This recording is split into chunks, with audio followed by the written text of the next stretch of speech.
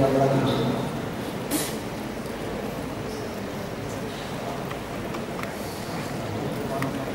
Aja, silakan. Ya. Ini yang bakal menjawab adalah Prof. Yos. Akan mendapat pertanyaan dari Pak Nur. Assalamualaikum. Waalaikumsalam. Sederhana, jadi ada kualifikasi rangka kualifikasi nasional Indonesia dorong dari sekarang.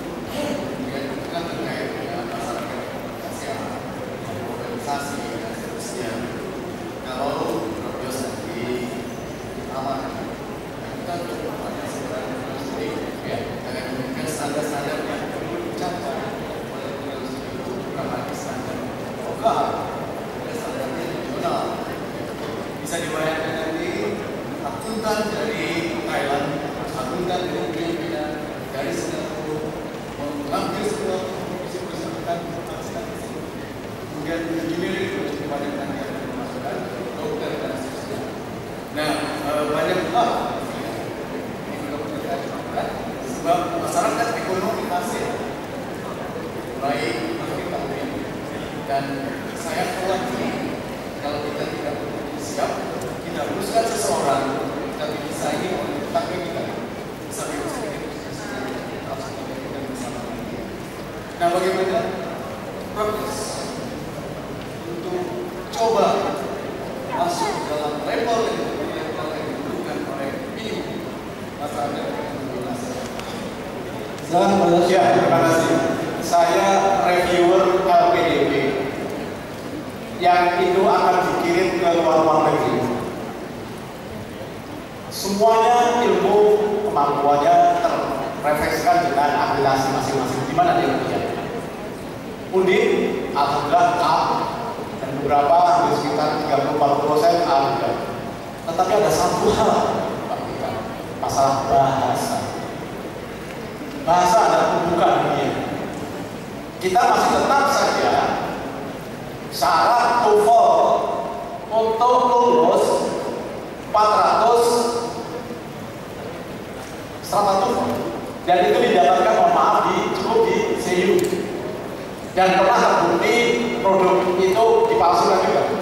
Anda bisa bayangkan berperang melawan rezim dunia yang begitu besar dengan TOEFL 400. Maka kita pencapaian utama itu adalah kualitas mahasiswa undip lulus minimal TOEFL harus tinggi. Tentu mahasiswa berotak, loh, wah itu berat Pak, nanti kapan lulusnya? Harus dicukup. Kita melakukan pendidikan, pelatihan. Kunci di situ bahasa. Setelah bahasa, kita harus berani menarik sertifikasi internasional ke fakultas. Insya Allah, kita lagi kami Anda untuk supaya mendapatkan sertifikasi notaris dari sana. Kemudian sertifikasi yang lain, Badan Amil Rasel, kami akan berusaha mendapatkan dari Singapura. Tentu di masing-masing ada. Seperti di bidang ekonomi pun ada. Kita harus merebut itu, kita tarik ke sini. Tanpa itu semua KKNI yang kita kerjakan, saya kira tidak ada gunanya. Kita harus merebutnya. Oke. Dari yang lagi belum kita. Mungkin sudah awal sendiri. Persoalannya kita ada 44 kalau nggak salah. Beliau sudah satu. Kemudian ada 30 sekian sudah tulis semua. Ada sekian sudah tulis 3. Level itu jelas kompetensi yang harus kita learning outcome yang harus dikuasai. Saya khawatir bahwa tidak semua kajian Pak, tidak semua kapasitas, dan dia bikin dan dia bikin sudah cukup. Tetapi ketika kompetensi masyarakat ekonomi ASEAN itu diminta kepada lulusan akan berserak-serak. Saya pikir ini harus ada strategi yang luar biasa canggih dan biasa. Ada strategi yang luar biasa dan kita paham betul. Mohon maaf, kami memang benar. Saya berketua khusus dengan fakultas saya mengenai seluruh Indonesia. Dan kita sudah sampai ke Indonesia sekarang. Dan itu tidak main-main, 2 tahun itu mulai berlaku tersebut. Undip pekerjaan dan saya pikir tidak lebih utama.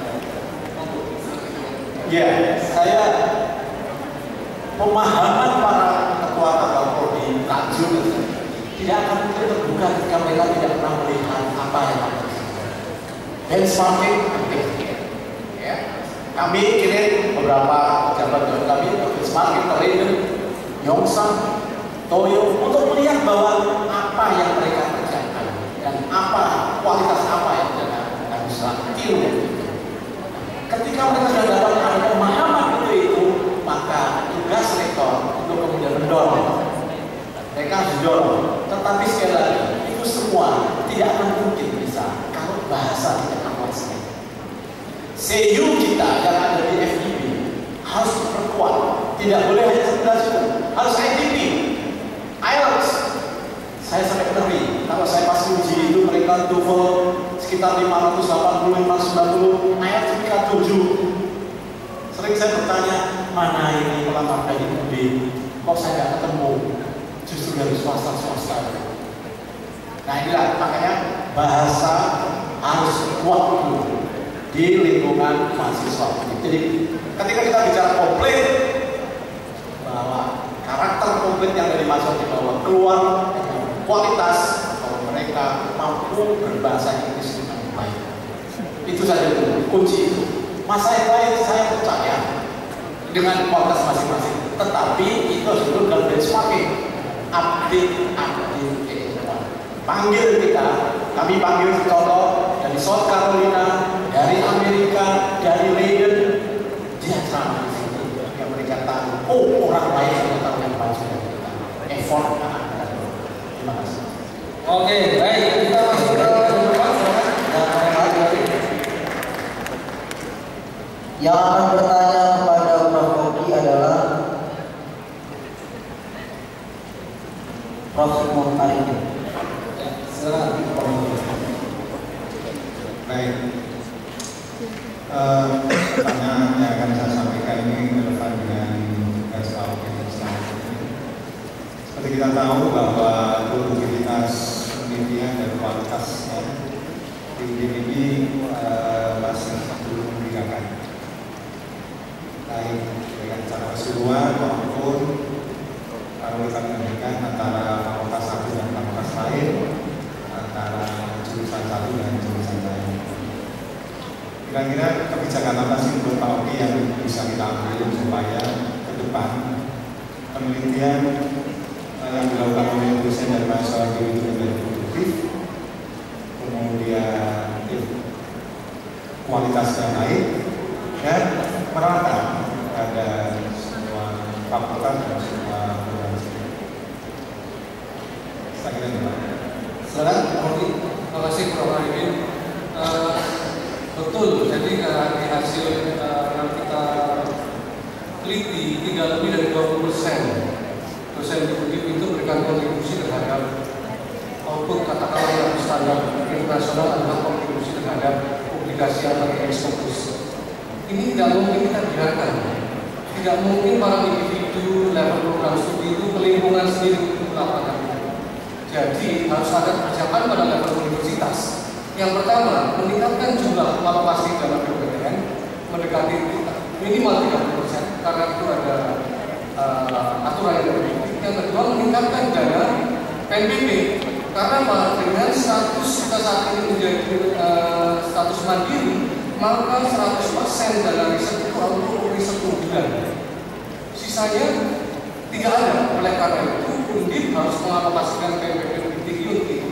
Sehingga nanti ada dana untuk penelitian pada level yang di bawah unggulan, melakukan pelatihan bagaimana menulis proposal yang baik, bagaimana melakukan klinik manuskrip, bagaimana meningkatkan publikasi pada jurnal internasional yang nanti akan dibimbing oleh mentor-mentor yang akan berhasil. Nah, pada level gap antar fakultas, ya saya akan bicarakan itu dengan para dekan terkait bagaimana nantinya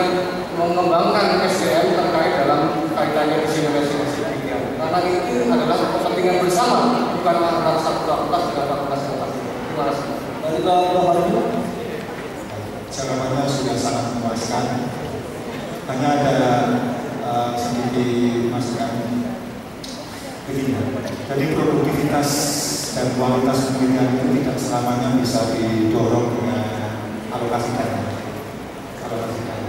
Mengapa? Karena pelaku penelitian itu kalau di perguruan tinggi adalah dosen dan mahasiswa. Kita harus melihat juga tentang working load mereka. Bagi dosen-dosen yang jumlah pengajarnya sudah overload, barangkali didorong dengan alokasi dana yang besar, mereka juga tidak punya waktu lagi untuk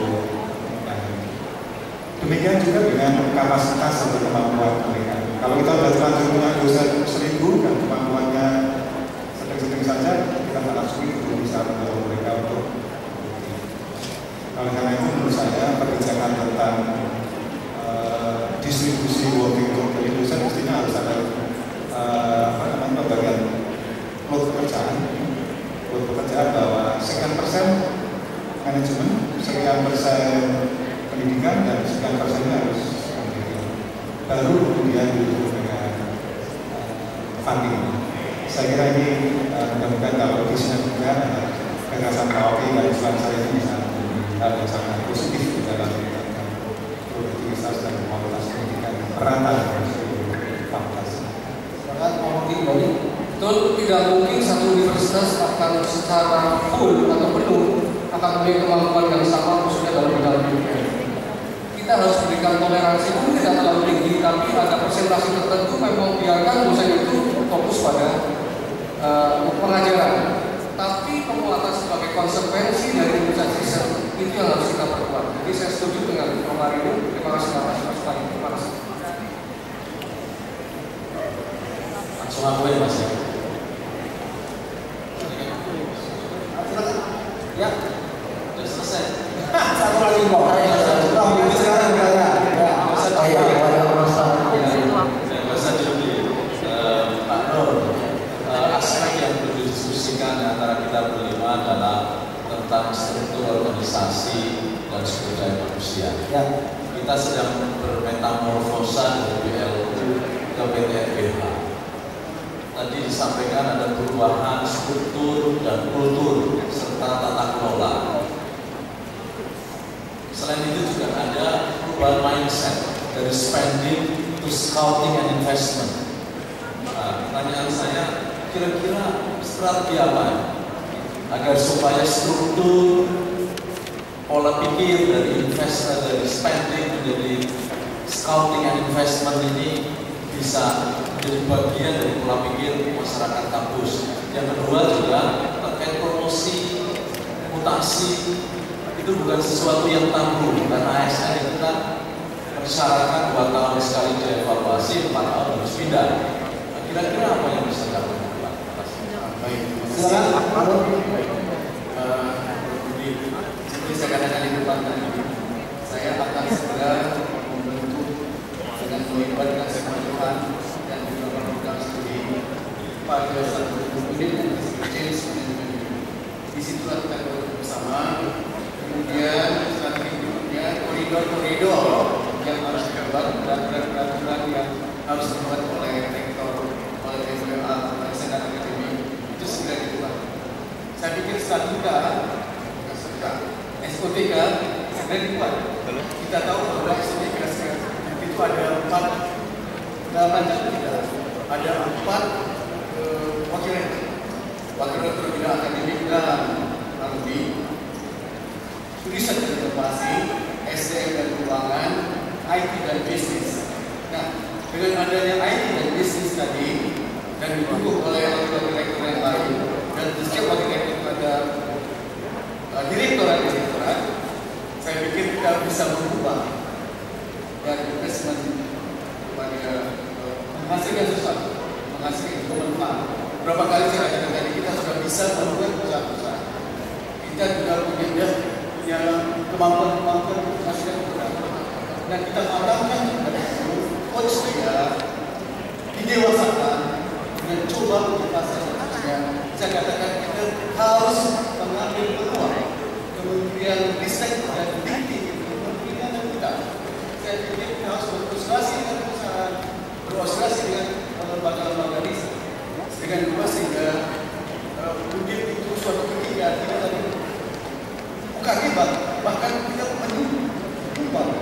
mahasiswa dengan yakin bahwa pendapat bisa diingatkan. Jadi harus diskusi PPB dan seterusnya. Nah itulah salah satu motivasi kenapa saya terlibat dalam ini karena ada kekhawatiran. Kalau Mas Armadi, Prof. Bukhari. Ya, terima kasih. Benar, saya kenapa ini kami angkat karena jangan sampai karena keinginan yang cukup tinggi untuk menghasilkan struktur yang menghasilkan uang investment. Akhirnya strukturnya ini tidak lebih rapi dari yang sekarang ada yang pertama. Karena kalau tidak rapi berarti biaya untuk cost untuk bayarin struktur itu akan lebih mahal. Kemudian yang kedua, bagaimana merubah dari spending yang sekarang ini berjalan anggaran kalau lebih disetor negara, besok akan kalau ada anggaran dan itu pendapatan publik kan bisa menjadi dana haji atau bisa dipakai untuk yang lain. Sehingga memang sebaiknya seiring mungkin. Sehingga menurut saya aspek yang terkait dengan sumber daya manusia harus ada langkah untuk sosialisasi kepada seluruh masyarakat publik bahwa memang sekarang sudah beda. Ya, yang tadinya orang duduk itu dibayar, sekarang yang duduknya tidak perlu dibayar. Nah ini hal-hal yang kemudian harus kita coba sosialisasikan. Karena memang itulah mereka yang berproduktif dapat banyak, yang kecil. Kemudian ada merit system yang tidak mau, yang ingin. Ini pikiran saya. Mau kira-kira bagaimana ke depan? Karena 2 tahun harus sudah seperti itu. Terima kasih. Oke, pengamat terakhir. Ini sangat menarik ini. Memang mengubah pola pandang cara berpikir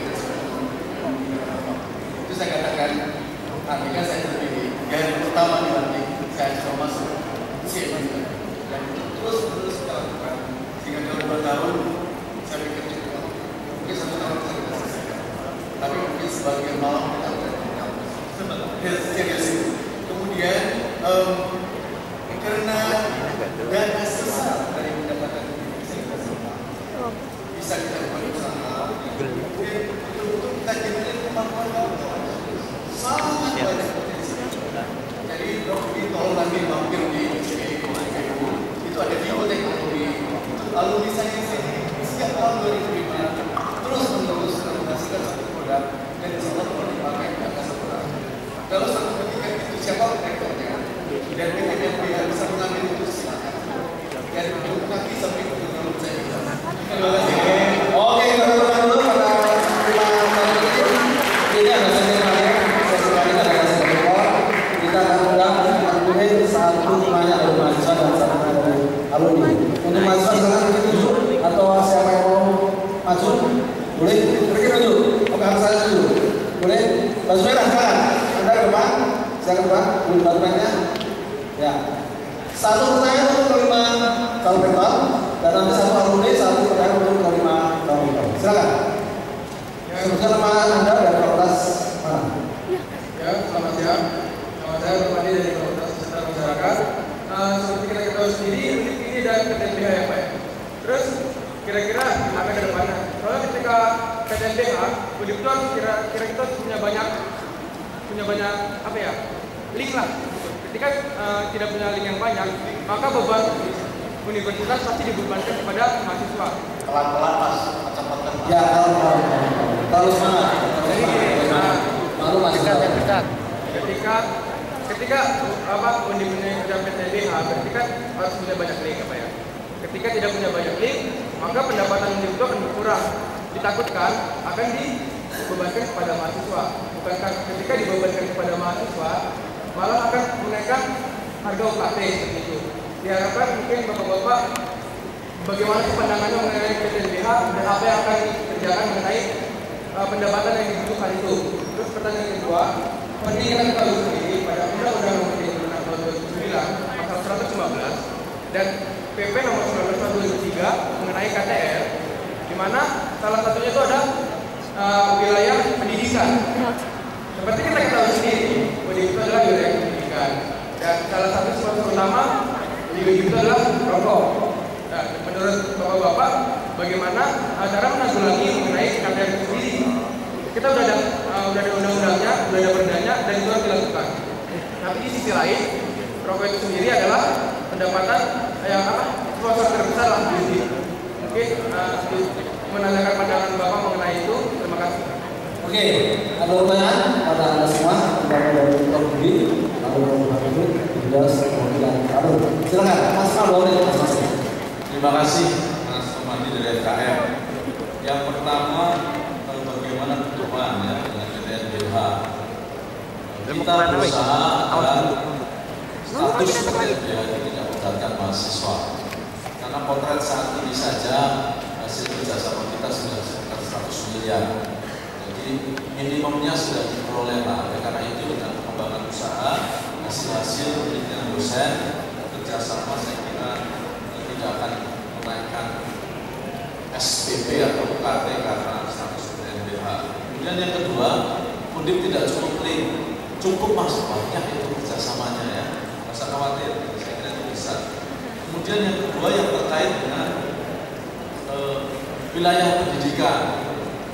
Menurut Peraturan Nomor 36 2019 memang ada kawasan-kawasan yang bebas rokok yang dimaksud ya.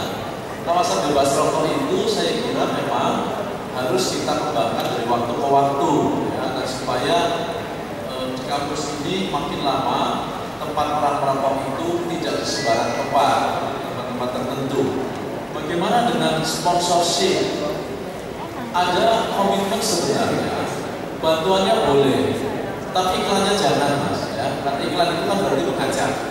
Itu saya kira selama tidak ada iklan untuk mengajak merokok dan mempengaruhi mahasiswa untuk tidak merokok, saya kira juga tidak masalah.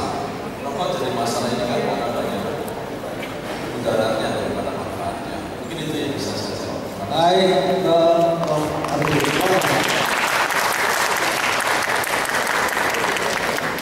saya kira untuk kalau kita pahami secara benar ya, dengan PTNBH itu berarti ada dua aspek otonomi. Salah satu aspeknya adalah otonomi non akademik, yang di dalamnya adalah tentang penganggaran.